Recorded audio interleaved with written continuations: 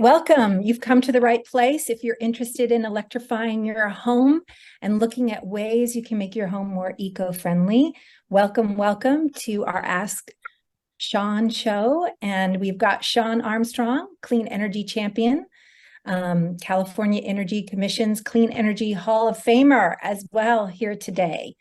And you have your wonderful co-hosts with Climate Reality, myself. Great to see all of you. And Wayne, you want to say a quick hello from our Central Coast chapter? Hello, everyone. I'm Wayne Morgan, and I'm really interested in electrification. I've electrified my house, and it's a necessary step to reduce our individual carbon footprint. So I'm happy to see lots of people interested in electrifying their homes.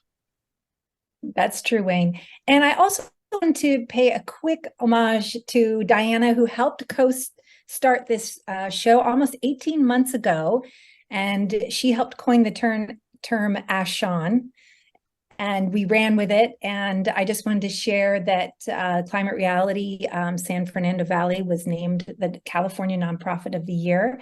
So Diana, thank you for everything, for making the Ask Sean show possible. And I'm so happy that Wayne stepped up to work on the show with us. We do this, it's a volunteer effort. And I want to give a great shout out to the San Diego Building Electrification Coalition tonight.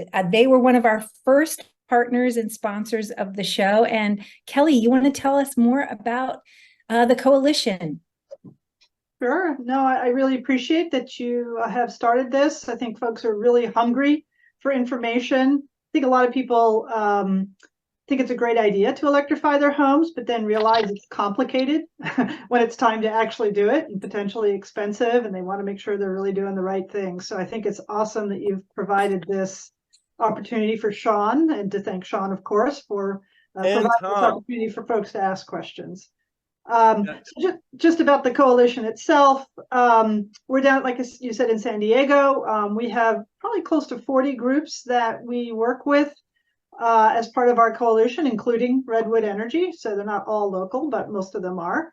And really, we try to be a very broad-based alliance of groups across the community, all working to equitably accelerate electrification.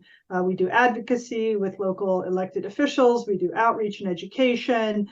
We look to connect folks with funding and incentive information. And this is perfectly in alignment with the work that we do. So thank you again for letting us help out with this. Always, Kelly, you've been amazing. And look at all the incredible groups, from Climate Reality to Citizens Climate Lobby. Can you name a few of those that are part of the coalition? Because it's faith, business, labor, community, environmental, justice, all of that. Yes, and I'm very proud of how broad the coalition is. It's really organizations that don't always work together. And I think that this is a place where a lot of them can work together and have common interests. And I think it's really important to have a broad coalition to bring in a lot of disparate views where we can find a space where everyone agrees this is important to take a look at and to do equitably. So it's really a great group of folks. It really is. And Kelly, I want to work with you somehow so we can help our contractors get more informed, get them resources and supporting, because they really are the ones that are often meeting with the homeowners and making recommendations. We do that on our show. This is something that we offer to help you get started. And we're here if you have questions along the way, for sure. But we know that contractors are key to this. And we have over a dozen shows, and many of them are on our Climate Reality YouTube channel. And so there's everything from bungalows to, 7 little 1-bedroom units that Kelly brought to us, to large homes, small homes. We have a show for renters. So please check that out. And Wayne's going to put that in the chat. And tonight, we're so happy to have Don Price here.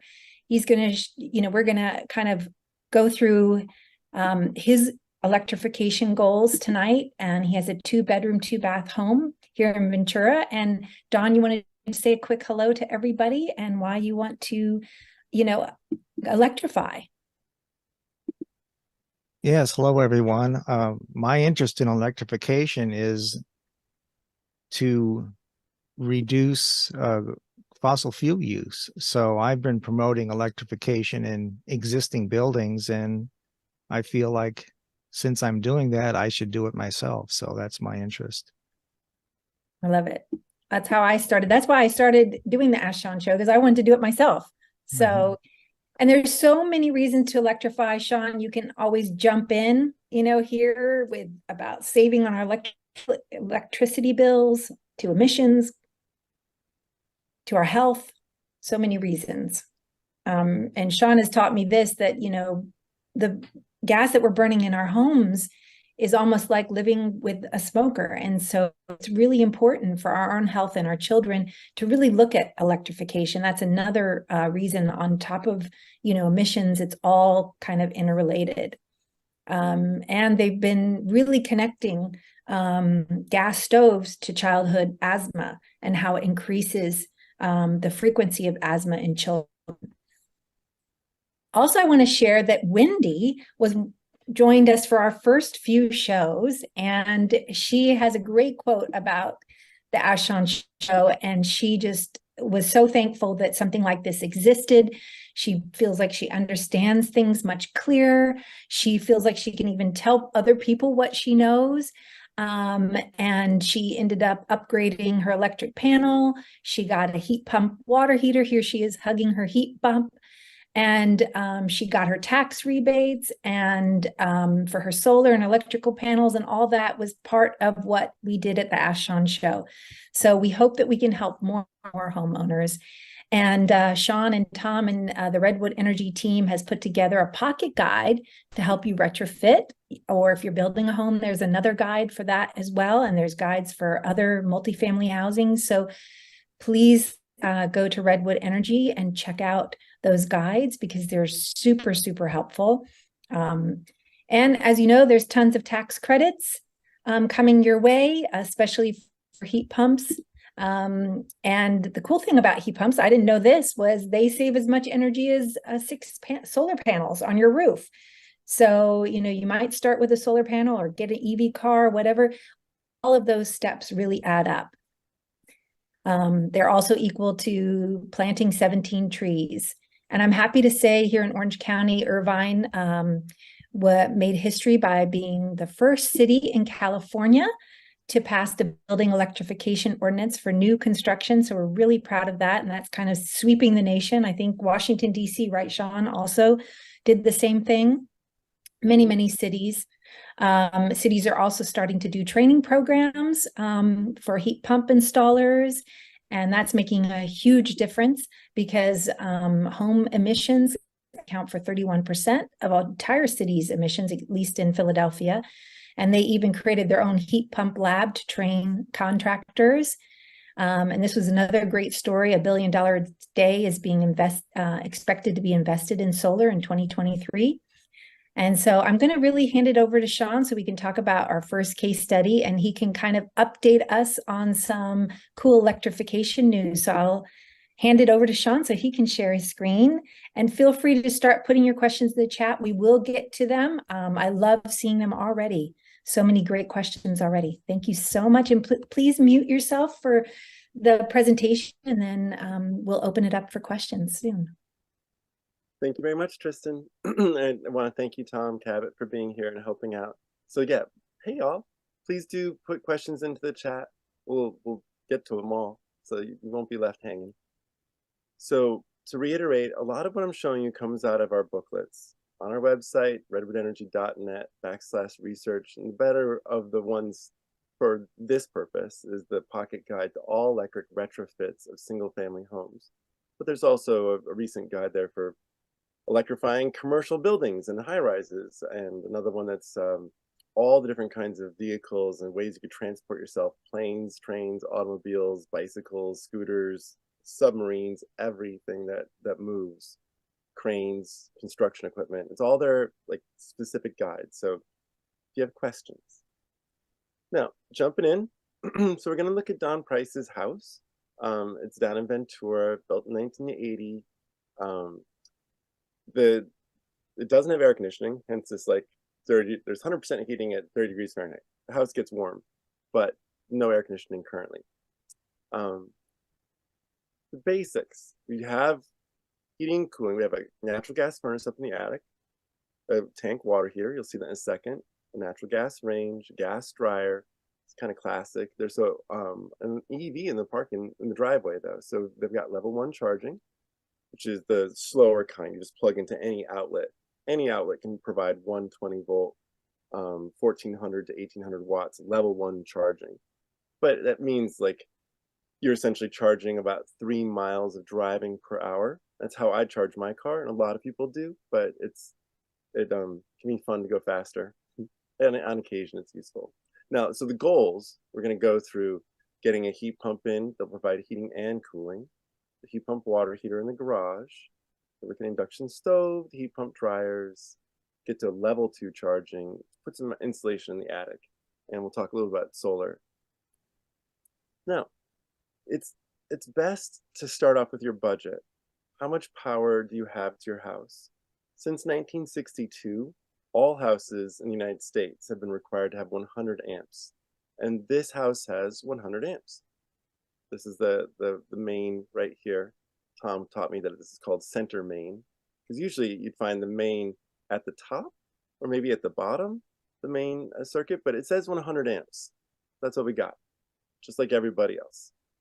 And then some of these arrows here just illustrating that like there's a dryer that the dryer plug is not being used. So that's space and power, both. But there's also just space, these blanks up here at the top. And then there's some power and some space on the patio here at the bottom, which apparently isn't being used. So this is not a problem house. This is an easy house. Just putting that out there. Now, digging in, here's our gas water heater. It's a 40-gallon tank. It's there in the garage. Great location for a heat pump water heater. They work almost ideally in garages. Here's that dryer we're talking about. And you can see there's a 240-volt, 30-amp plug, which is a lot of power, right behind it, so that if they wanted to, they could plug in an electric resistance dryer. And in the United States, the single most likely electric appliance people have is an electric dryer. They're extremely common. Like upward of 3/4 of households have electric dryers in our country. California being one of the most gasified states in the United States, with only 8% all electric construction, which is literally at the bottom. That's almost the worst. Worse is 7%, I think, in New York, but like good is 77% in Florida. A lot of people live in Florida. So when Californians are like, oh, people cook on gas, or people cook on electricity, because about 62% of all the stoves in our country are electric stoves. So anyway, here they have the gas stove. We're gonna get rid of that. Up in the attic, here's what a gas furnace looks like, this gas burning box, and you can see some ductwork popping off of it. Here's their car. And just noting here that I learned about this in our pre-setup. I hadn't seen this attachment before, but this plugs into where you plug the car charger, right? This is an attachment that you plug that in. Now you can pull electricity out of your car. Hyundai, Nissan Leafs, so the Hyundai Ioniq 5, Nissan Leafs, Ford F-150s, pretty much all manufactured EVs by 2025 will have specific capabilities and a warranty to match that would allow you to pull power out of the car. All the manufacturers have announced it. In 2023 is obviously Ford, but then you have like BMW and Mercedes, and just go down all the list, GM, Ford. All the EV models are supposed to be vehicle to house, where you can pull electricity out of the car should you need it during an emergency. So this car does too. It's in the driveway. And the amount of electricity that you could pull out of this car with this attachment is equivalent to just one outlet in your house. But you could put a plug strip on this and use the power of one outlet in your house. Up on the roof, this is the house here on the corner. And just knowing they're going to try to put a solar array up. Right now, this is a sort of a trial design at 4,000. Well, it should be 4 kW, not 4,000. 4 kW. Now, this is their utility bill information. So the total kilowatt hours is the number I'm looking at over a year. And go down and it says $3,999 933 total kilowatt hours. 1 kilowatt up on the roof, which might take 60, 70 square feet of the roof, 1 kilowatt in Ventura produces 1,500 to 1,600 kilowatt hours in a year. So this house needs about 2.5, maybe a little more or less, 2.5 to offset its existing electricity bill.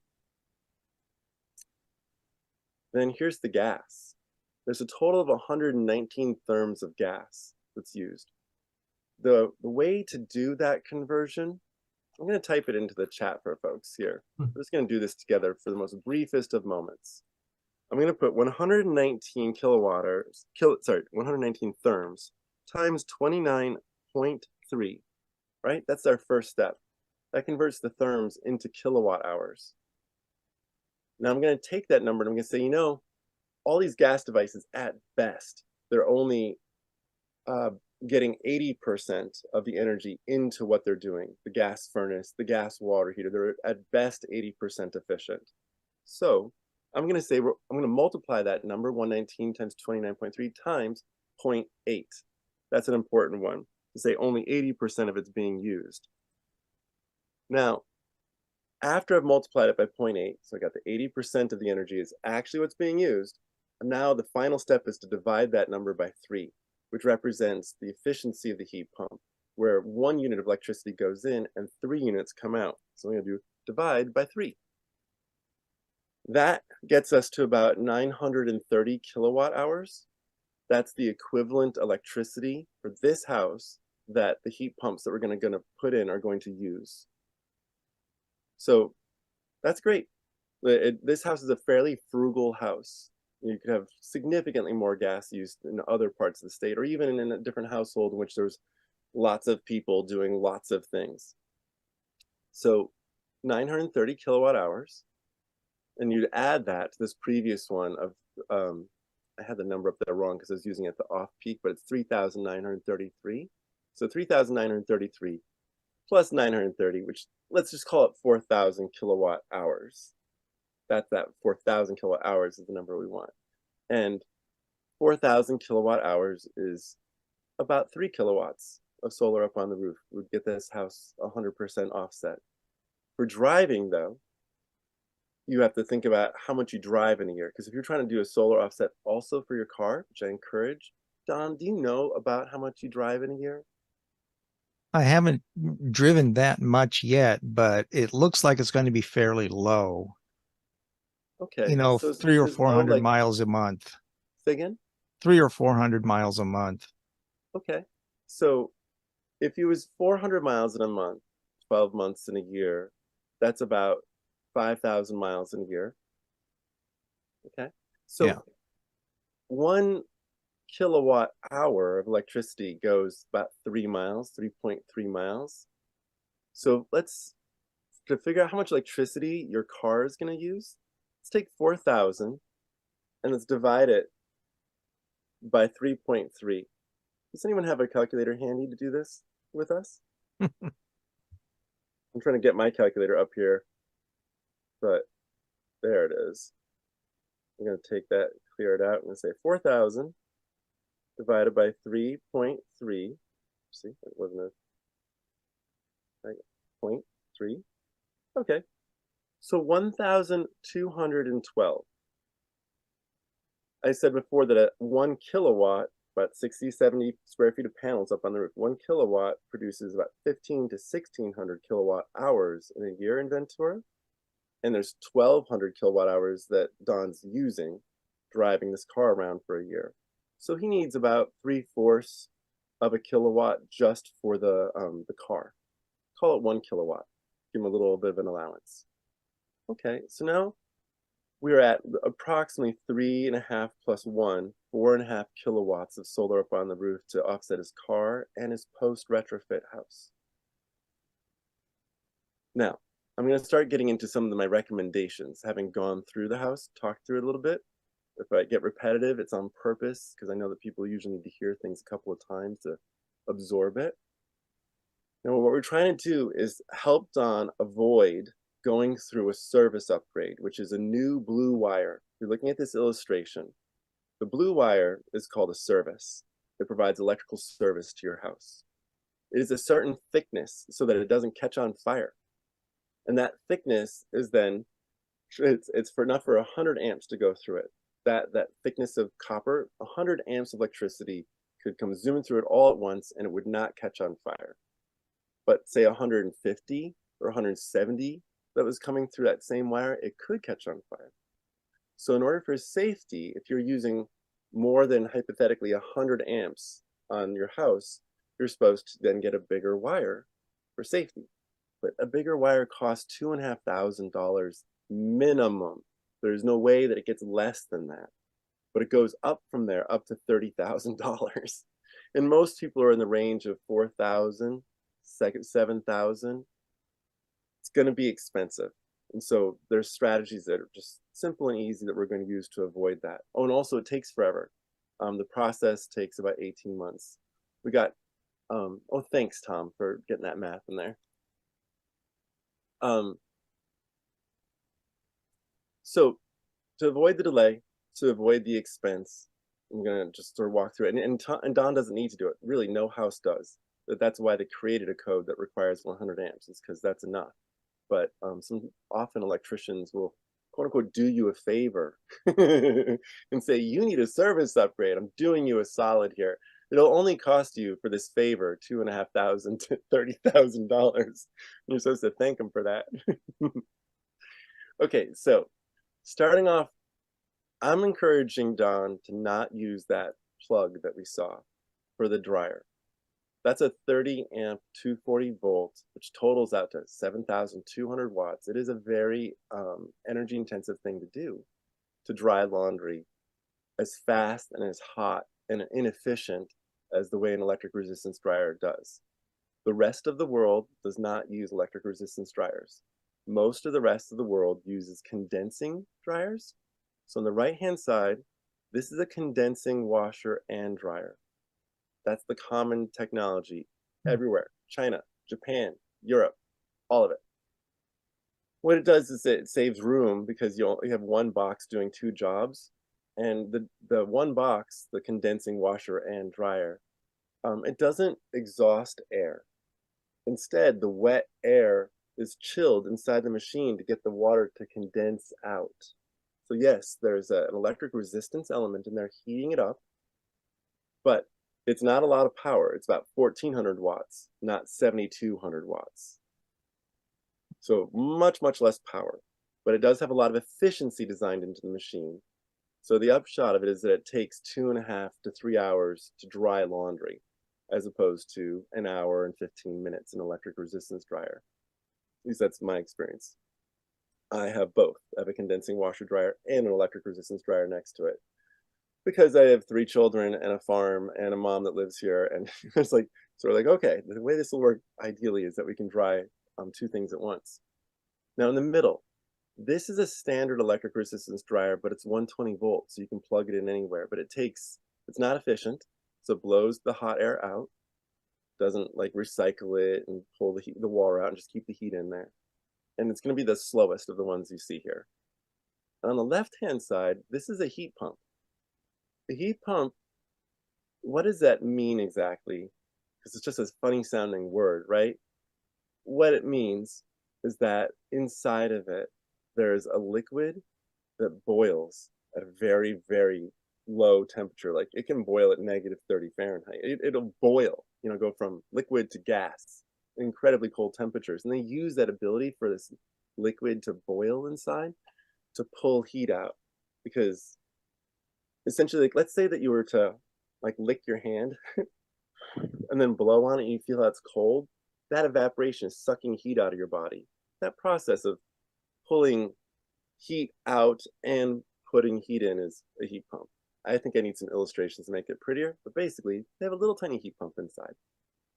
These are these 3 options, all of which are 120 volts, plug it in anywhere. So the washing machine that's there right now, there's to go back, you saw that the washing machine, there's 2 plugs here. And then there's also this 240 volt one. And I'm suggesting that you get a machine that plugs into one of these 2 outlets so that this amount of electricity can be used, for instance, for your stove. Now, going back to this here. There's your dryer options. There's more, but these are like the 3 basic options. And next are water heaters. These are all 120-volt water heaters. Plug it in anywhere at water heaters. Since about 2015, I've been harassing Rheem and A.O. Smith, the 2 main manufacturers in the United States, to make a heat pump, that water heater that was 120 volt, because I was running out of power. I was trying to do electrification retrofits of apartments, which don't get even 100 amps. The code doesn't require it for them. So I kept on running into problems where I couldn't get rid of something gas would have to stay. And the cause of it was that I ran out of my power budget with the water heaters. So I said, please. And then a whole bunch of people got on board. We did a ton of research and just on and on and on. Now it's 2023 and Rheem offers a heat pump water heater. Plug it in anywhere, put it into the garage. So does LG. This is the quietest. This is on the left, Rheem's. Those are 55 decibels.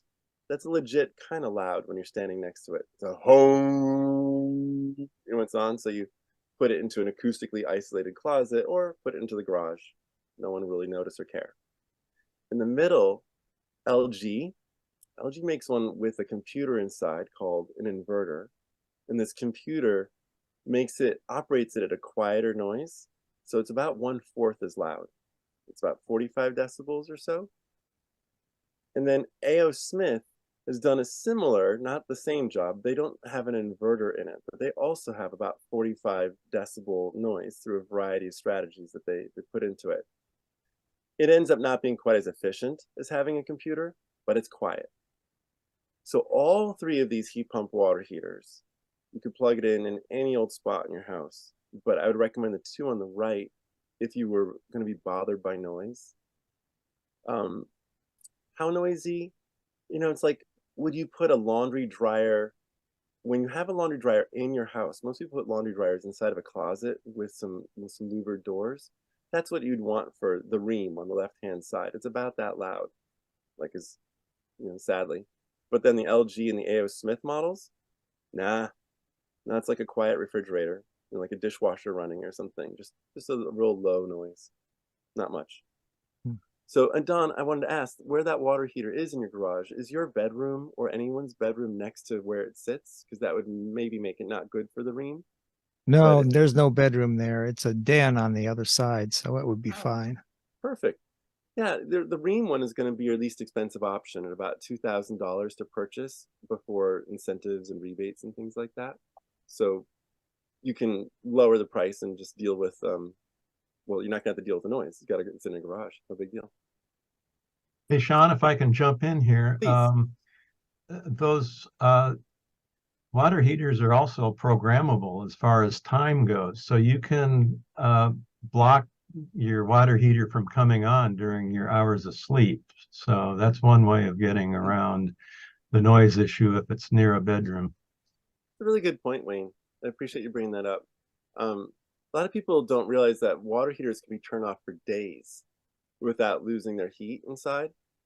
I personally have a 7-gallon tank for my water heating for my shower, and I'll turn it off so I can plug in my car. I have a very tight, constrained power budget. And what I find is that if I turn it off at night, in the morning, I'll get up and I can take my wicked hot shower after a whole night of it not being on. And that's with 7 gallons. These tanks are 40 to 80 gallons. So many days before you'd run out of water. So yes, Wayne, you could definitely time it so that it was not an issue. Oh yeah, and thank you, Tom, for bringing that up. Tom is pointing out that the A.O. Smith on the right-hand side, a unique feature of it is that it has top attachments. See how there's this little tube up here and this tube right here? Those are the cold and the hot. Because they're on the top, you can put this heat pump water heater into a closet that's no wider than the tank, which is 26 inches wide. So if you had a tight squeeze, that's the one, the A.O. Smith is the one for the tight closets. Whereas you can see the LG appears to have side connections, And the ream definitely has side connections. Those side connections mean that a plumber has to get their hands in there and do work on the sides, which really means that even though the ream is 21 inches wide, it needs to be in a 30-inch closet so that there's room. Whereas the A.O. Smith, it's 26 inches wide and can go into a 26-inch wide closet because all the stuff is done on top. So these are subtleties, but when you're retrofitting your home, sometimes every house is so weird. Everyone's installations are like, so it's just good to have tools, multiple different ways you could approach something. So when Tom Cabot here was doing the analysis of the gas loads that showed up in the wintertime, I'm gonna just take it back real quick. It's kind of fun to see. Here's the therms, and you can see in the wintertime how Dawn's consumption goes from say 0.13 therms a day, and as you're, well, this is sort of going backwards. So if you're, this is the peak of summer, August, and going backwards, here's May, there's April and March, February, right, and January. And these are all sort of winter related space heating loads. So Tom had done the analysis of how much gas that was and said, no, that means that this house needs about a 1.5 ton heat pump, which is about as small as a ducted heat pump goes. You can get 1.5s. A 2 ton is common. And lots of people would, like if an HVAC installer came to Don and didn't look at his gas bills, Don would be getting a 3 ton heat pump for sure. They might even try to convince him to do 4 tons. Totally unnecessary. It's just how HVAC contractors think. Now, on the left-hand side, this is what it looks like to have an air conditioner. On the right-hand side, oh, sorry, this is a furnace and air conditioner. That gray box, that is a furnace and air conditioner box.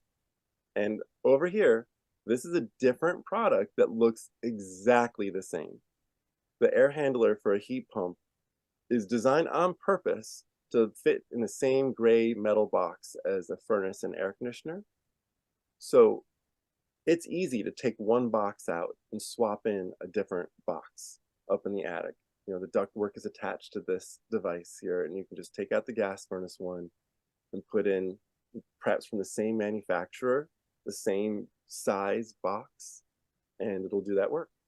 It's pretty easy, is my point. It's like a simple, easy change.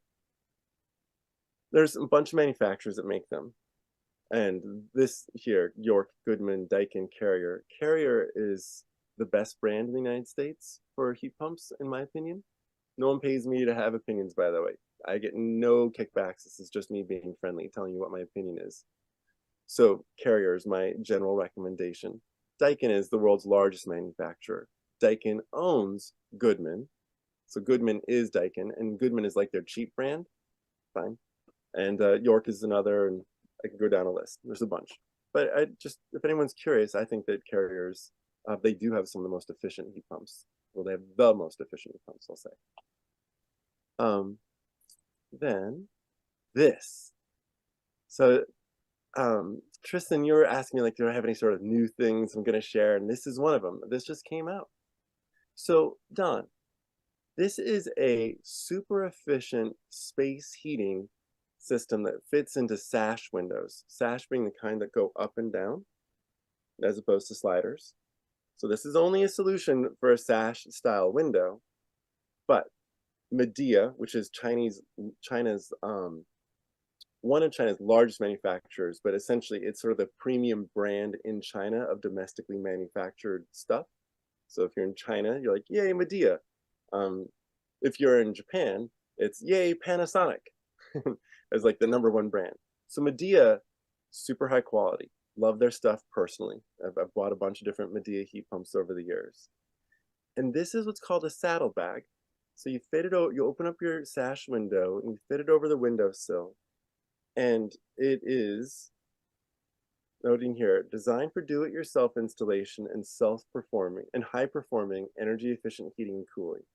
It offers 9,000 BTUs, and 9,000 is 3/4 of a ton, and I said you need 1.5 tons. So 2 of these, if they were running in the wintertime, would be enough to heat your entire house. 2 windows worth. And this would be the easiest thing that you could do. It's a 120 volt, so you just plug it into the outlet next to the window where you had it in, and you'd be done. And it's actually a very high efficiency heat pump. The SEER of 16.0 or SEER2 of 21.8. These are different metrics that are all more or less trying to measure the same thing of summertime air conditioning. CEER is something that's done in other states than California. California uses the SEER metric. Whatever. But 21.8 SEER2. That means this is an air conditioner that is among the most efficient air conditioners you can buy. I guess this goes into a window, but I'll say it again. Like most SEER2s are in the range of 12, 13, 14. At 21.8, this is as good as any of the best systems you can get of any type. This is a really premium high efficiency heat pump, even though you might think that it's just like, well, I can get it at Home Depot, so it's kind of junky, right? No, no, this is an awesome heat pump. It was designed to meet in 2017, I've been going around to conferences for many years and meeting with manufacturers and cities to try to progress electrification products. So I wrote the specification for this that was then parlayed into NYSERDA, the New York State Energy Research and Development Agency. NYSERDA then put out a competition based upon the spec, and this is one of the winners. So I'm very pleased after all these years, like, yay, my idea came through. So you could do this, Don. 2 of these things, you'd be done. And so true for anyone else. So then your stove. Most people, and it would be normal for you to take out this gas stove and run a 50 amp, 240 volt circuit to that spot. It would be the biggest amperage draw of anything that you have in your house, potentially. Now, the replacement that I'd recommend would be from Samsung. That's the cheapest one. $900 now on sale today, I found. And it's it's 4 burners on top. And the reason I like this one particularly is because it has a very big burner. It has an 11-inch induction spot on the top right-hand side you can see. And Frigidaire, which also makes an inexpensive induction model, they have an 8-inch, not 11 inches, 8-inch is their largest, which is just not that big, actually. So I'm a big fan of the Samsung. They were early entrants into the induction market. But let's say, Don, you wanted to have something a little fancier. You can spend thousands of dollars on induction ranges. Up to $22,000 is the most expensive induction range I've found. It's one of those ones with 4 ovens and 6 burners on top, that kind of nonsense. But even this one on the right-hand side, the Big Chill, this is a retro-looking induction range for $6,000. So I don't know where your budget is, but I've tried to give you, the brackets. $900, get a Samsung. It's a really good product. I just got one from my grandma's house about a mile away. Side story. A reason why you might want induction, particularly as you age in place, is because all of us get a little bit more forgetful as we age. The consequence of being forgetful when you have a gas stove or an electric resistant stove is if you leave it on, you can light your pan on fire. When you have an induction range, it doesn't get that hot. I mean, it gets wicked hot enough to fry food, but frying food happens at about 350 degrees on the pan, and a gas stove is burning at, say, 1400 degrees. And you're trying to keep the flame from melting the pan. But if you walk away, a gas stove will melt a pan, as will an electric resistant stove. They can melt aluminum pans and light your house on fire. So when my grandma nearly lit the house on fire a few weeks ago, she's 102, right? She walked away.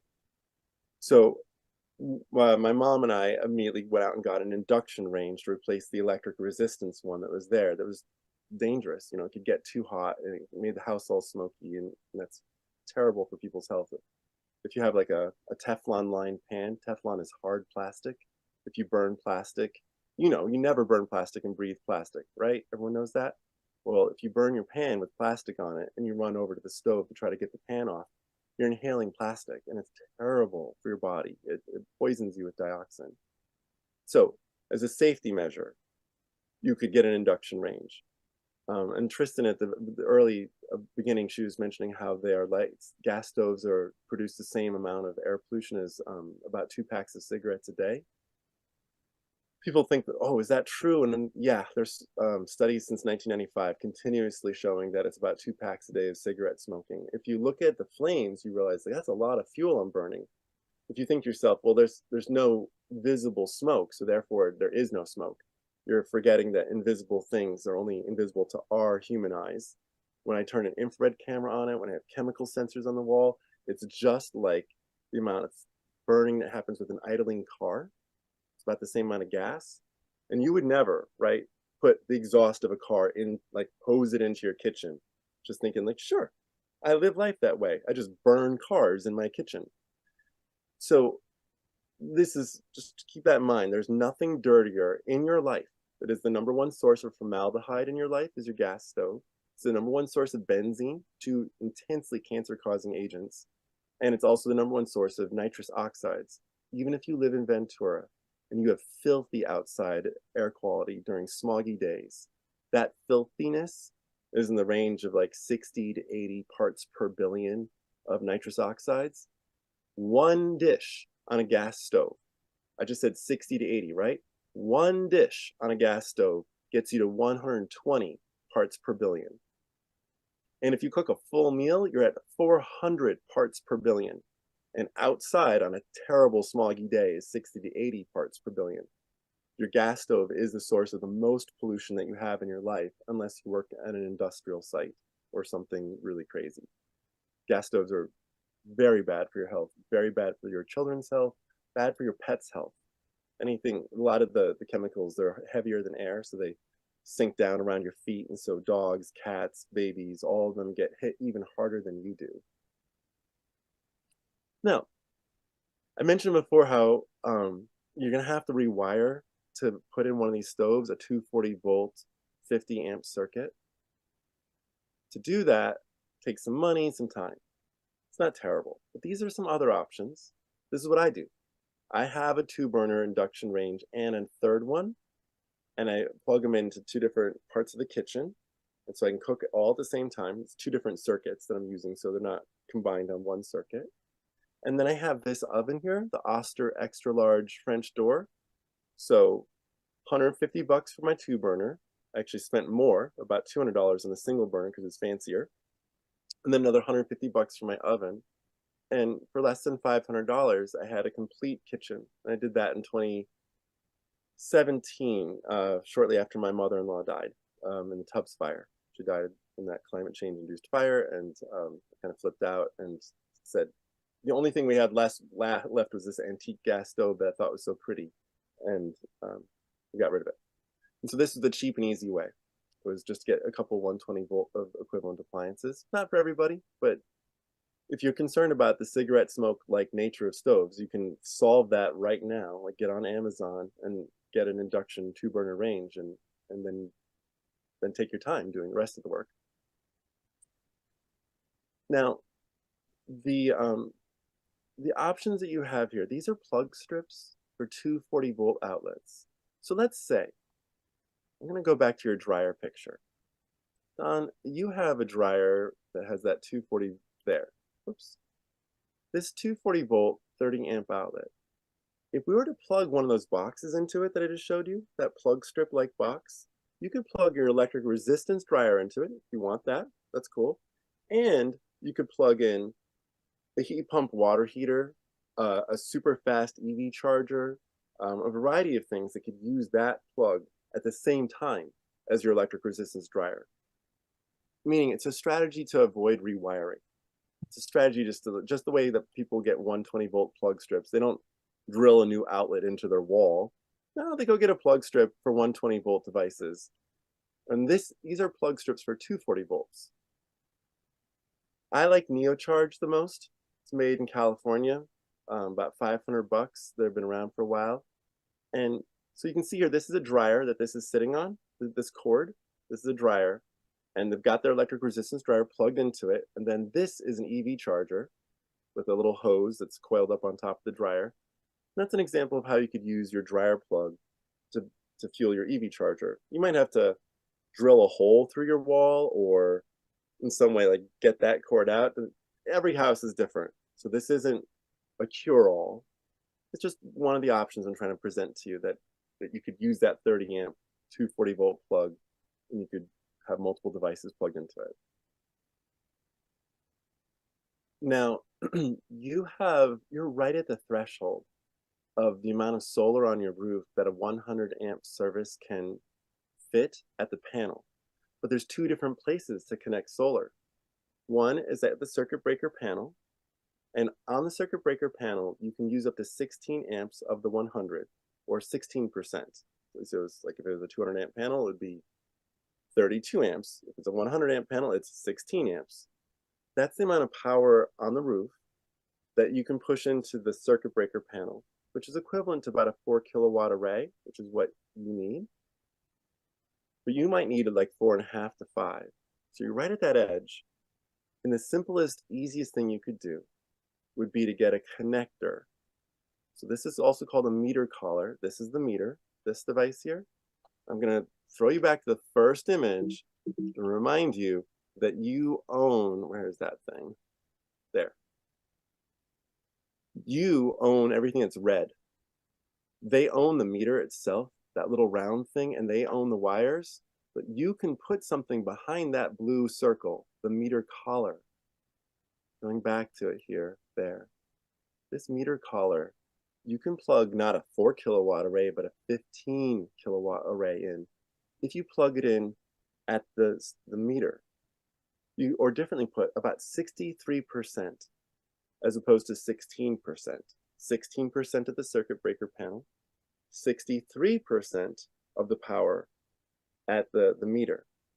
So putting a meter collar in allows you to put in a 15 kW PV array, or, not and, but or a really fast DC supercharger. This is a place you can plug in something way faster than you could plug into your 100 amp circuit breaker panel without running out of space. So the connector, full device, like I said, it's designed for both EVs or for large solar arrays. Different strategy. This is, you'd replace your circuit breaker panel, the 100 amp circuit breaker panel that you have, and you put these 100 amp circuit breaker panels in. But these are special because they're smart, quote unquote. So what they can do is they can take not 100 amps, but 400 amps of stuff can get plugged into your 100 amp service there. And you can just luxuriate in the sheer amounts of things you can plug in without having to worry about a service upgrade. These are made in San Diego, the span. Genius is made up in Canada, not exactly sure where, but they're two competing good equivalent products. Don, do you have a question on that? No, not at the moment. Thanks. So almost at the end of the ideas that I had for you here. Now, one of the questions you had is how to deal with the battery. And we talked about how you already have a Hyundai Ioniq, and that Ioniq is designed, like in other countries, people are using the Ioniq now as their home battery. And you had like you could use it for a home battery for just like 120 volt, or just a little few things to plug in. But these chargers up here, Enphase, Wallbox, Asiaco, Nuvve, these are all examples of bidirectional EV chargers where your car battery is your house battery. And the car battery can also become a grid resource. You think of how your solar array dumps electricity into the grid. Well, car batteries can provide that kind of electricity into the grid, even more, in fact. The sheer amount of battery that's there is much more power than even a very large solar array, like a 15 kW solar array. That's huge. Most people only have 4 or 5. Well, these can charge into the grid 10 to 20 kW. So it's equivalent to a really big solar array's worth of power in the moment, as well as the fact that they store so much energy. So the F-150 Lightning here, you got a used one for $57,000. And then you put $10,000 worth of fancy chargers, because this here, this is only one part of it. In fact, if you were going to afford to be able to power your house, there'd be a few more devices on the wall. So that's why I say 10 grand. But look up here. The same amount of electricity stored in an F-150 Lightning, which is 100 kilowatt hours for the base model, 100 kilowatt hours. A Tesla Powerwall is 13 kilowatt hours in it, so therefore you need about 7.5 of them to equal an F-150. The price of this, $130,000 installed right now. It's average in California is $1,300 a kilowatt hour installed, so 100 kilowatt hours gets you $130,000 versus $67,000 for the same amount of electricity stored, same amount of power in the moment. So this is the future. Tesla is the only company who's refusing to make their cars bi-directional because they sell stationary batteries that fit on walls. All the other EV manufacturers are running for it. They think we're selling huge batteries and we just need to be able to let them get energy into the grid. So Asiaco is for sale. There's one that's installed in Oakland on a project. Wallbox, Nuvve, Enphase, they're not actually for sale. They keep on saying it'll be this year, 2024, but I haven't seen it yet. But the year's not over. But this is kind of a almost here kind of thing, like next year, towards the end of this year, or go get an Asiaco right now. Just starting this huge movement to stop using dinky, expensive, space-consuming batteries and instead roll up with a huge battery. And this is another part of the vision of the future / a picture of the present. So in Utrecht, the Netherlands, the city, they're targeting 100% vehicle-to-grid sustainability by 2030. So what that means to them is that if they get 14,000 chargers installed, and they have 1,000 bidirectional chargers so far, when they get to 14,000 for this city of about 170,000 people, you see in the upper left-hand corner of the city, then they're going to be able to absorb all the excess solar in the day and all the excess wind that may be in the grid that day and be able to use just the car batteries to be able to power the whole city at night. That's, I mean, this is only 14,000 EV chargers they need, and there are probably going to be 100 to 200,000 EVs in the city at 2030. So they only need even a small percentage of those cars to be plugged in to do this amazing work. And the work is all because there's just massive batteries in there.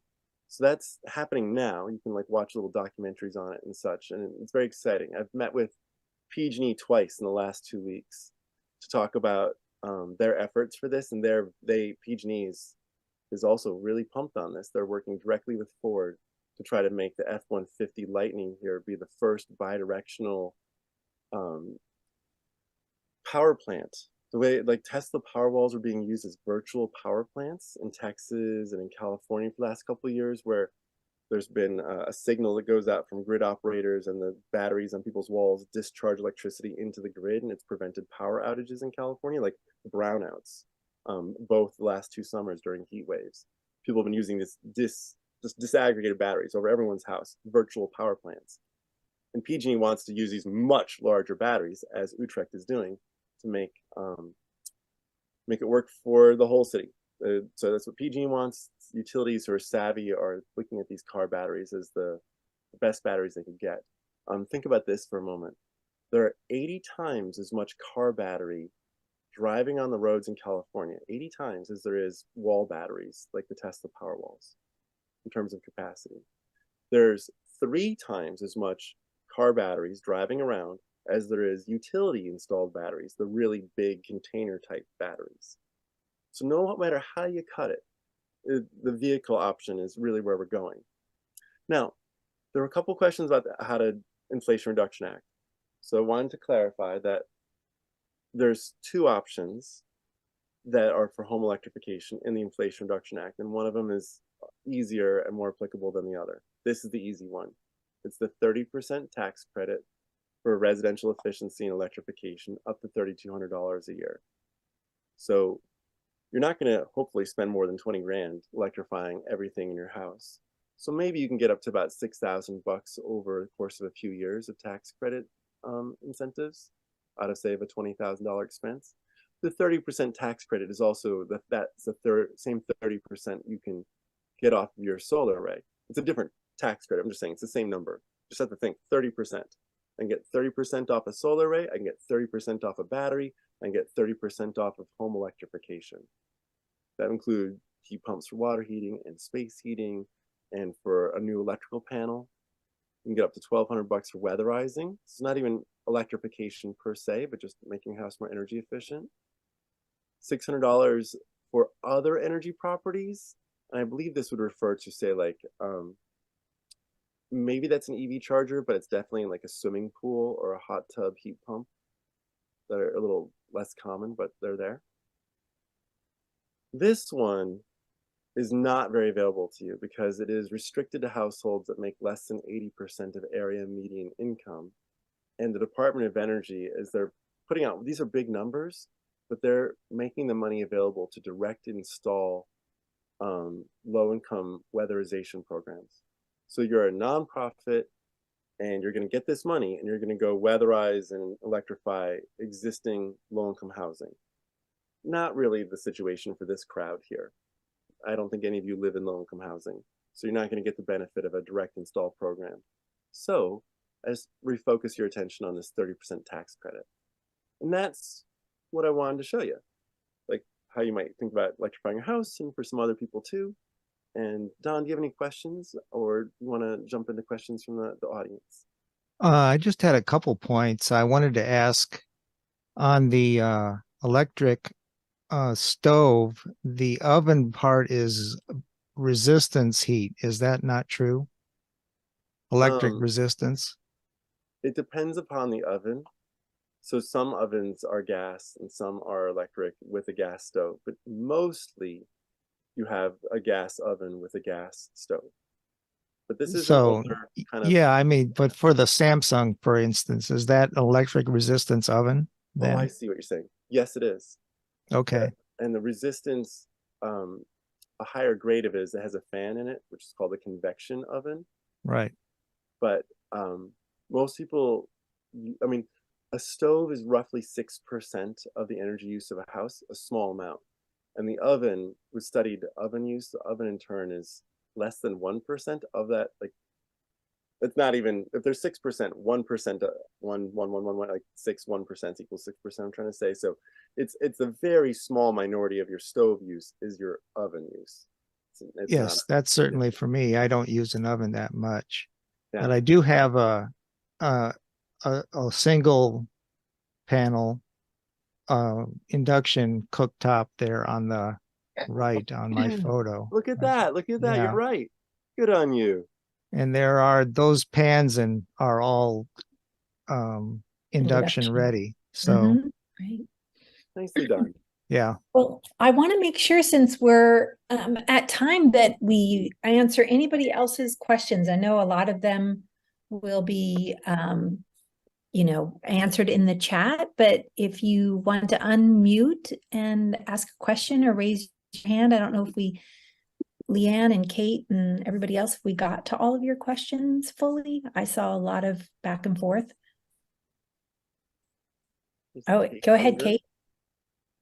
Yeah, I actually have two questions about induction stoves, and one is, what is the model of that Samsung? And then the other is about the costs involved in wiring, because you're saying $500, and I got a quote for almost $2,000, which was not only for the 240 volt outlet, but also for running wiring dedicated to the panel. And they said, no, you definitely need that. And of course, some of the cost is also the permit. So it's maybe about $1,500 for the wiring. Yeah, that's an absurdly high price. The wiring is going to be a few hours of their time, and so if you have to figure out, like, what are they charging for? But that's why I would encourage you to get multiple bids for any piece of work that's significant like this, because 3 bids is the rule. I used to run bids for a big construction company, and you could see widely varying amounts, like hundreds of thousands of dollars of difference between different contractors for bigger projects. But it's always like, wow, how do these guys come to such different numbers? So But is it true that the wiring should run from the stove to the panel? It should be a dedicated line. It just shouldn't cost that much to do it? Yes. Yeah, Okay. it does need to be a dedicated 240 volt, 50 amp circuit. And that is just basically a thick piece of copper wire. And, if I'm trying to think, like, how could they do that much work? But do you have a crawl space underneath the house? Like, have you figured out how they're going to physically get that wire from where it is to the panel? There's a crawl space, and they said it's partly based on the length and the cost of the copper wire. So it's like, 20 feet plus running up from the crawl space to the two spots, and then capping off the old gas. Right. Well, capping off the old gas is a different part of the cost. So I'm hoping they're breaking it out. But the wire, on average, is about $500. And so you can, if you look at just that amount of it, because it's no big deal. The wire is very cheap compared to the labor. The labor is really the cost that they're charging you. And it shouldn't be that hard to drill a hole, fall underneath, pop another hole up. It's a few hours. And so their labor should be like $150 an hour, something like that for an electrician. So under $500 for 3 hours of work. Okay. Thanks. Although it's not like that, Sean, here in the Bay Area. Yeah, I mean, we're not finding it here in Orange County. Like when I was doing my oven too, Kate, I mean, they wanted 1,500, but we kept getting them down because we're like, what are you really doing? How, So I think it is a challenge where you have to kind of go back and forth. But Wendy has a good comment where she paid $1,200 to run that dedicated line. In the San Mateo study, we were finding 1,500 was pretty common for running that cooktop circuit. So they're definitely making a lot of money at it, and cost of living. Well, and the thing is that yes, in the United States, the Bay Area is the most expensive place to build. Period. There's no place more expensive. So getting numbers from the Bay Area, like San Mateo County, that's Silicon Valley. There's no place more expensive to do anything. And so Tom's numbers make total sense there, but not really for any other part of the country. I call it revenge of the blue collar. Yeah. They deserve some money too. So hopefully you can get some better pricing, Kate, for a second or third bid and see if you can find the right or price. keep talking to going back to them. But I know it's not easy. I'm lucky that I'm married to an electrical engineer and he was able to go, well, explain that to me. Why do we, what are you really doing? And then That's they were part like, of it. go ahead. What was the model of this Samsung? Let me in a second here. Let me take it out, and I have to go into the internet here for just a second because I had the model That's up. fine. And if somebody else wants to raise their hand for the next question, can definitely do that. And we'd really love, and we'll do Nancy Kelly next. And we'd really love any of you who have electrified your home. I'm going to put my email in the chat if you can reach out to me again. You have it. And we'd love to share your case study on the next show. This is $900, 6.3 cubic foot oven, rapid smart. I mean, this is a big, nice induction range. And a few years ago, they were almost twice that expensive. But there's no physical reason why they should be more expensive than an electric resistance stove. And the prices are finally starting to drop down to reflect that. So there in the chat, Kate, you can find that link, which has the product. Thank you for that. Yeah, I was looking at Consumer Reports recommendations, and most of those are more in like the $2,000 to $3,000 range. So this is worth looking at. Yeah, and like I said, I have it. I went out and Samsung was early, and so in 2015 was the first time I got to hang out with a Samsung induction range, but it was more like $3,000, and it had fake little blue flames. So when you turned up the heat on induction, the lights would shine, look like a little blue flame going around it. But this is not quite that drama. This is a $900 good product. I see Virginia Bernal do you want to ask I'm your question? I thought I was next. I'm sorry to Oh. interject. Nancy Kelly. Yes, Hi, I Nancy. had asked Nancy to Oh, go sorry, next, my and then bad. we'll do Virginia. No, Okay. I'm very sorry. I'm in my car. That's why I didn't put my video on. I'm in the dark. I just got out of a meeting, so I came in late, so I know nothing. I will say, I have an induction range. We had to get, we got is it Pactel and Taylor and Pactel or something? Because we had to get, I have this very small kitchen and we had to get one that where the depth was an unusually less deep stove. So that's the one we got. I'm just reporting. And it was more expensive, but it's been great. We've had it for a couple of years.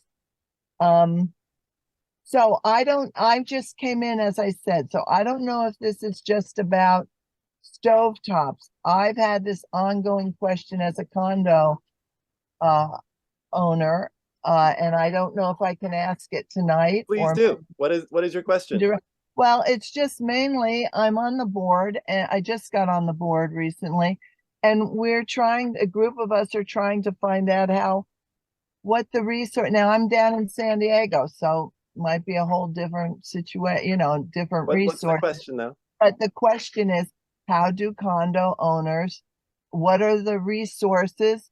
Where do we go to find out about, to present to our board about installing solar panels for our units? Okay. So a solar contractor, someone who installs solar, and you always get more than one bid, as I mentioned, but the solar contractor should be able to put together a proposal. You're going to have the challenge of shared roofs, like a homeowners association kind of hassle. But basically, you put a solar array up on the roof, and then do a virtual net energy metering, VNEM it's called, so that this one big array can be divided up at the billing department of the utility and then credited to each person's apartment or condo, pardon me, as opposed to, this is assuming on a shared building with condos. Right. Yes, it is. Yeah. And so a VNEM, virtual net energy metering, is what you do, make it easy to keep. And I think a solar contractor should be able to put together a proposal for that and always get more than one. Okay, great. Now, and to your point, I don't know if you can see this, but I brought up here a 24-inch induction range for anyone who has a narrow situation.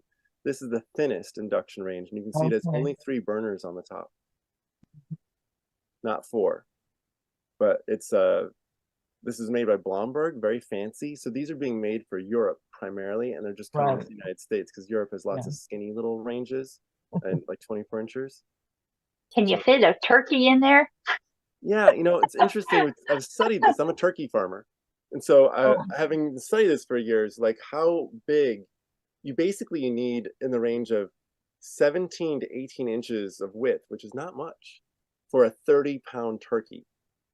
So an old Wedgewood or an old, one of those things, they have in the range of 17 to 20 inch wide, really tiny little ovens. And you can stick a 30-pound turkey in there and get a gorgeous turkey at the end. This, I believe, is in dimensions quite a bit larger than 17 inches.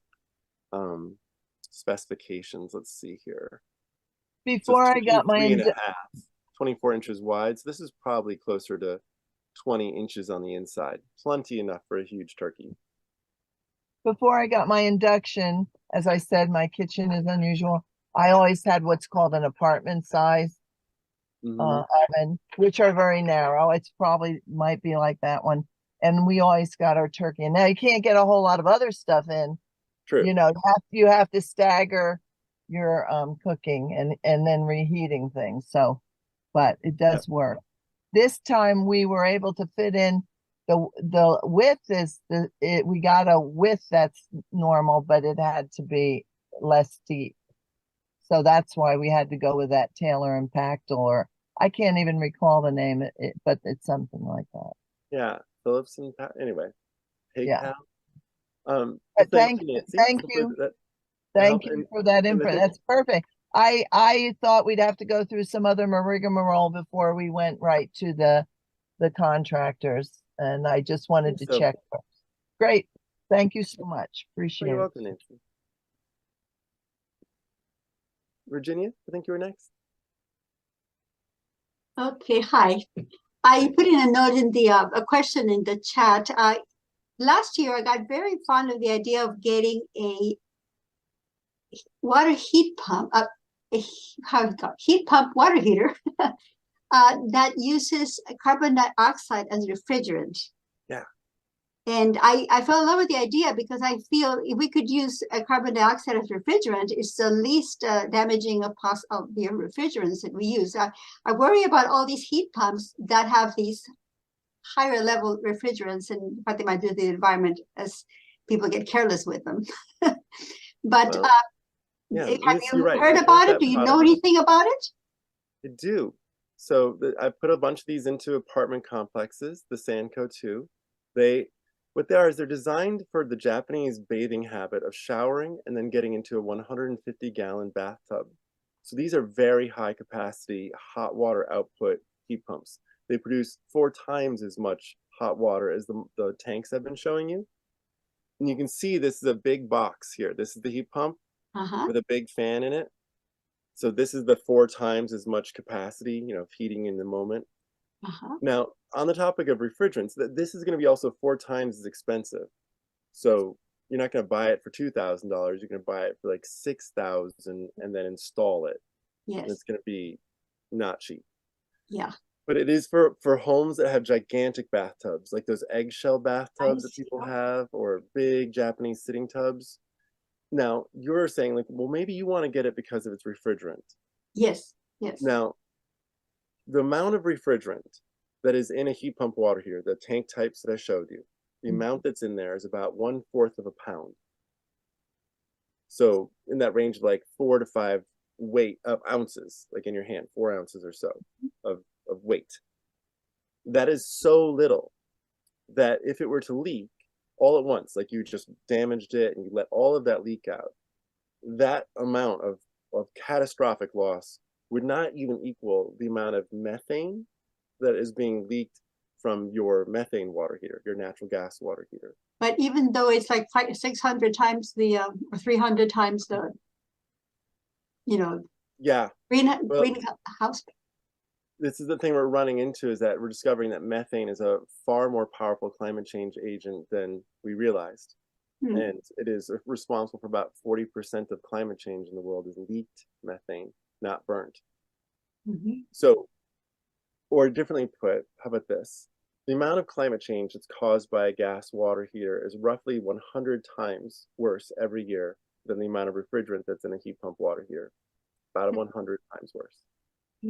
So while it's important, like refrigerants out there are nasty stuff, they are 1% of the problem of burning. So it's like you wouldn't not electrify because you have refrigerants in your heat pump water heaters that, should a disaster happen, would cause some damage in the world. Because it's really unlikely that they're going to leak. They're a closed system, factory sealed, everything's kind of nice about them. And as long as they don't leak, then you're 100% better as opposed to 99% better. Okay, so this one then you don't recommend because you think it's just more powerful than I would probably need. I know they have a 40-gallon tank. Yeah, here's that 40-gallon tank. Yeah. And it is more powerful than you probably need. Okay. If you have money, have fun, But I use these for like one of these water heaters I will pair with 7 tiny houses for homeless veterans, and they never run out of hot water. Just with that one thing. So it's like 7 households worth, and I've done as much as one of these water heaters to 12 apartments. But maybe Virginia wants to be the neighborhood water heater. And you need everybody's water. So I have one more question. You mentioned that the water heaters can be fit into little closets, but don't they need a lot of space to draw the temperature? How does that work in a closet? So because I thought you had to have a big room for that to have a water heater. That's what I thought. Yeah. So you don't. You need to have a vented door. you need to have a louvered door. And they've studied this a whole bunch. I'm trying to think, I think I could even show this to you quickly. G.E. Offrey Wicks. Okay, so Jeff Wicks is the head of the Northeast Alliance of something or other. And when I say, hey, Jeff, what's the efficiency of heat pump water is running in well-ventilated closets? And he says, hey, here you go. So you see what I'm seeing? These are all different efficiencies. So the very best efficiency you could hope for is a 3.3, which means 1 unit of electricity gets you 2.3 extra units of heat out of the environment. So that's the most efficient.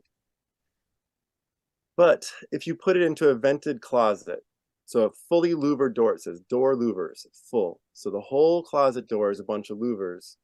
You have lost about 10% of the efficiency, but it's still pretty darn good. Yes. And this 3.3, this is ducted with a large makeup. So you have to put a bunch of money into big duct work to do that right, or ducted with small makeup.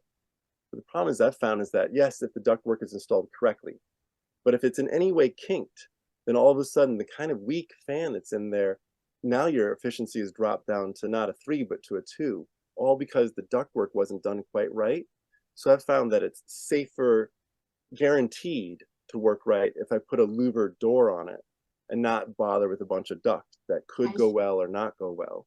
Okay. So fully louvered doors are a very efficient strategy. All right. Thank you. You're welcome.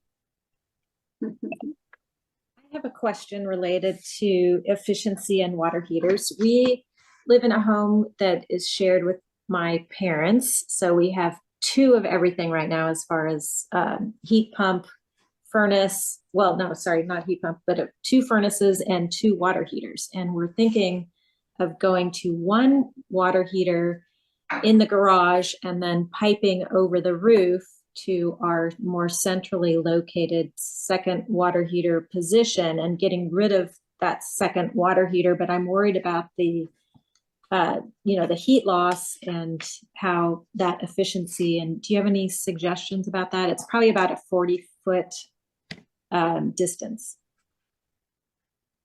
Yeah. So you will not have as much of an issue with heat loss as you will with there being a large volume of cold water that you have to get rid of before your hot water arrives. If you were, and that's just, you can be at peace with that. But there's a couple strategies that you could use. One is you could install a skinnier pipe. So you could have, say, a 1/2 inch as opposed to a 3/4. And that skinnier, each time you go from a 3/4 inch pipe to a 1/2 inch, that is cutting half of the water out that's in there, that's in the way. And if you go from a 1/2 inch to hypothetically a 3/8 inch, which you wouldn't do, but that's another half. So if you were to focus on doing a 1/2 inch connection, that 40 feet, that's one good strategy. The second one would be to put in a recirculator pump, but it has to be a push button. If you do an occupancy sensor, what we've found, like we've deployed them in 60 apartments and more than 40 of the apartments, the occupancy sensors were just going on all the time. A bird flies by, someone walks by the bathroom, there's a reflection off a mirror. You're just like, oh my God, this thing is on nonstop and it's wasting so much energy and it's making the heat pump itself less efficient because heat pumps don't like seeing a whole bunch of water, warm water come in. They want cold water to work right. So an on-demand push-button recirculation pump would be the other strategy to just, so that when you go into the bathroom, you push the button and you're taking off your clothes and you get into the shower and the water's hot. You know, you push the button, you use the toilet, and then you get up and you wash your hands and the water's hot because it took a few seconds to recirculate it. But then that's an efficient strategy. And it doesn't waste water because, of course, when you're turning on the water to get rid of all the cold, there's a bunch of cold water you're running down the drain. So those 2, if you could go from a 3/4 inch to a 1/2 inch, if you could put in a push button recirc, you'd be golden. And maybe, you have a couple choices. This would be one, like putting in a big heat pump water heater for your 2 households. One strategy. The other strategy would be putting in one of those products I showed you, but putting in an 80-gallon one. So you have a lot of stored volume. You don't have a lot of heat production capacity because the heat pump is 1/4 as much heating. It's 4,000 BTUs, not 15,000. This is a 15,400 BTU heat pump, 4 times as much heating capacity. So this would be one if you had like kind of a small apartment complex you're running. And then the other one is how most families I work with heat pump water heaters. So we'll put in 80-gallon heat pump water heaters for households of 5 to 7 people, and it works just fine. So yeah, kind of any of these products here would produce 80-gallon models, and that'd be the other idea. That's just a lot cheaper. Yeah, thank you so much. So instead of getting 2 separate units, this would be your recommendation for a more efficient RO. Okay. Yeah, I'd Great. say, get an 80-gallon tank. And their prices went up during COVID and they've dropped recently, which is great. Things sort of returned to normal somewhat. And did you have any questions about your furnace? You're just basically thinking about that water heater. Yeah, we're not to the furnace solution. We're not there yet. So we're in the water. I showed you those inexpensive Medea window heat pumps. That's those are amazing. Just one of those per room or two would be enough to heat your house. Yeah, my calculations are one of those little portable heat pumps can save about 100 therms per year if you were using it a bunch. So one way to transition is get one of those. It's only about what, $700, and try to save 100 therms this winter. Oh God, and you think about when you put in HVAC systems, they usually cost $15,000 and up. Mm-hmm. And the idea that you could buy a few of those for under a couple grand and have the same amount of heating and cooling. Woo! That's because when you're electrifying your house, $15,000 for HVAC, $4,000 for the water heater, $1,000 for the stove, and $1,000 for the dryer. You can see that the water heater, the stove, and the dryer adding up to like $6,000 versus $15,000 for the HVAC. If you want to deal with cost compression, like getting rid of costs, focus on HVAC. Use some of these window heat pump systems that don't take so much labor to install, which costs so much money. What if you don't have double hung windows? You're out of luck. You need to put in a double. That's what I thought you'd say. Just put in one. Or replace your window. I mean, totally serious here. Replacing your window, a window costs about $200, and the labor that's going to go into replacing the window might be up to $1,000. But if that then enables you to save $4,000, it's like if money is the issue, and I only focus on affordable housing. If money is the issue, then it'd be cheaper to replace your window and put in a high performance window heat pump than it would be for you to approach it from a central way. Right, but Sean knows me, my landlord might notice. Oh yeah, I would just get out my Sawzall and I would cut a cat door that I would put that thing through. And go, what's that? Ultra. So another option for your sliders, because sliders are very common in California. Sorry, where is this? Ultra quiet portable. I don't know if you've seen these types that they roll around, but here we go. So this is a portable heat pump. They're calling it an air conditioner, but there's a model that does the heating. So just look for the form factor for a moment. This box, it rolls around, and this is very renter friendly. I've been buying them for my staff for years now. And this hose that you see here, this is flexible. It comes out like a slinky, and you can put it into a slider. And so this is a way of getting you efficient, quiet heating and cooling. And I'm trying to find this is the one. High efficiency, ultra quiet with heat up. So it says with heat. I'm going to put this into the chat. And I have like one of my staff lives in Los Angeles, and she nurses her baby next to this air conditioner in the summertime, and it's quiet enough that it doesn't wake the baby. It's the only one of these portable types, the Medea that I'm looking at here. It's the only one that's put in an inverter, the kind of computer in it that makes it operate quieter. So this is the one I'd recommend. Yeah, because I had one of those like air conditioning ones before, and it sounded like an airplane taking off, and my dog would not even go in the room. They make them sucky. I mean, there's really bad ones out there. So I'm not recommending any other product, any other manufacturer. I mean, nothing else. If you're gonna do it, this is the only one Yeah. to do. Yeah. For Yeah. now, at least. I mean, my other option that I've been thinking about is just getting a electric, heater, nothing that goes with the window, but just, I'm just gonna get electric heaters so I don't have to use my gas wall furnace this winter. So yeah. Yeah, and I do too. My electric heater's right here, and they're $50. And so this being $600, $700, in the range. Yeah, of that. It's not really the price. It's the how it works and how it works with the dog. Let's just face it, the dog rules the house. That's fine. Well, they're family. I know. If it's not money, I mean, this provides air conditioning and heating, and it's reasonably quiet and it's efficient, but it is more expensive than getting just a heater. If that's all you need, then that's all you need. Yeah. I've used those Vortex, I saw Voltex there, but Vortex before too. Yeah. So, but yeah, that's my goal this year. Don't turn on the wall heater. Electric resistance is good. It's quiet and it gets the job done. Yep.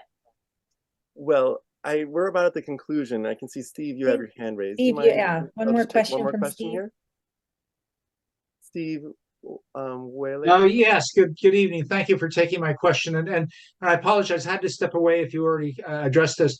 I'm very interested in a heat pumps type water heater, replacing my gas-fired water heater. I understand though that they can be noisy, and is there a particular brand that is quieter? And I don't want to go to the high-end type. I'm thinking Rheem or A.O. Smith. Is there? Smith. Go get that. So the Rheem tank, this tank here, is literally 10 times as loud as the A.O. Smith over here. So this is 55 decibels, and this is 45 decibels. And decibels are a logarithmic scale, so it's essentially 10 times. Your brain adjusts, so it only feels like 4 times as loud because of the squishiness of our brains hearing and such. But the upshot of it is that the Rheem will sound like it's 4 times as loud as this A.O. Smith model over here on the right. And it's they're 120 volt tanks that are coming out. I'm going to bring that up and put it into the chat for you real quick. A.O. Smith 120 volt heat pump water heater. Let me get this to there it is. A second. Yeah, up in Northern California here, it may not be the best option yet. Why is that? The 120 volts. Why would that not be a good option? Well, it doesn't have the horsepower to heat the water as quickly as a 240. So I'm told. It'll have the same heat pump in it, the same heat pump. What it doesn't have is electric resistance backup. Right. So the heat pump is doing the heat pump work. And really the question comes down to where is it installed? Because if it's pulling heat from the inside of the residence, that's a good thing. It'll always be doing just fine, winter and summer. If it's outside, then it's going to produce less heat in the wintertime. And you would do well to have an 80-gallon tank then, because it'll have days, 4 or 5 days of water stored. So it can heat water up during the day really well when the air is warm, and it won't do it as well at night in the wintertime. But that, I think that if you chose the A.O. Smith Voltex, sorry, here, I meant to be sharing my screen with the other one. New share, I put it into the chat, this product here.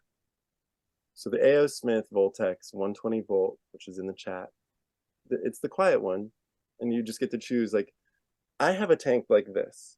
On Christmas, like on the coldest nights of the year when I have the most demand, I can run out of hot water. But that's it. Like, I just every once in a while in the wintertime, I run out, even though, because it's not working as efficiently because it's cold outside. Every once in a while, it's a problem. But like once or twice a year is not a big thing. I grew up with a 40-gallon tank, 3 siblings, 2 adults, and we ran out of hot water all the time. and so I'm having a much better experience with my kids than I had. And I have a heat pump water heater that, that gets less productive in the wintertime. Right. Great, thank you. So, You're welcome. But there isn't any new developments that will quiet them in total. Because I understand that, Well, depending on your piping, that you may hear it through the piping itself.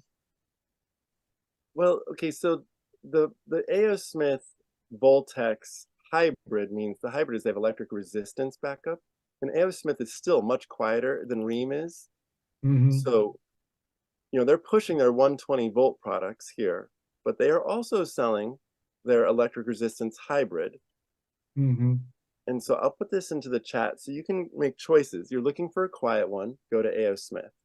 If you're looking for guaranteed heating no matter what season, what time, because that's what you want, then get an electric resistance hybrid.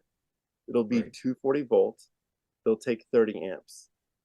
And these other ones are 120 volt and don't take really any amps. They just plug into any old outlet. So it's, you have choices. There's different values that your choices will reflect. Very good. Thank you very much. You're welcome. Now with that, I need to get some dinner, and I have a friend who got COVID from me.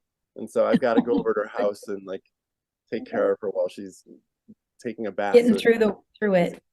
Thank you, Sean. I got a lot of good information. I appreciate it. Oh, I'm so glad, and Don. please email us. I put my email, if you're like, oh, I can't remember this, or I have another question on that, we want to help you in the meantime.